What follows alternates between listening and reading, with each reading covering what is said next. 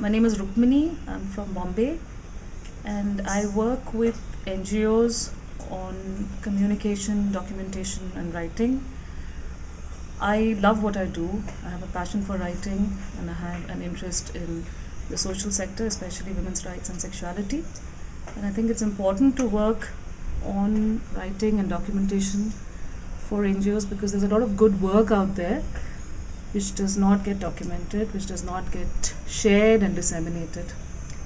I hope I can help in some way to do that. It happens to us all the time. I mean, look at our personal lives.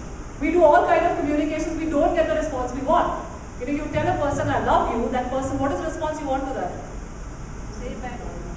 I love you too. Isn't that so? But you don't always get it. What could be the barrier there? Chemistry is not working. Chemistry is not working, or I think you have somebody else in your life, or it could be anything. Right? So there is a barrier. Now for us to get the desired response, we have to break this barrier. Fair enough? Yeah? But to break the barrier, we have to first know what the barrier is. So why the leave was not sanctioned? Is it because you did not have leave? Is it because there's a big program coming up?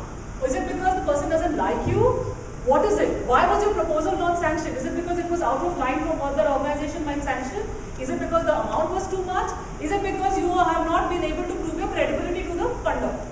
Right? So there is a barrier, but to break the barrier, you first have to know what the barrier is. Right? And to know what the barrier is, you have to understand the receiver. So what is going on in the supervisor's mind? What is going on in the donor agency's mind? Or what is it in the policy of the donor agency that you are not getting a response?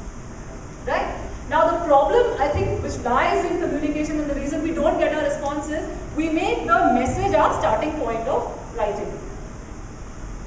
So we open the laptop and we just start hammering out the letter or the proposal or whatever we have to write. So the message becomes our starting point.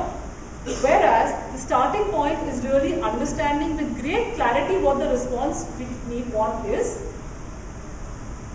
whether the receiver might give that response or not, what are the barriers in the receiver's mind.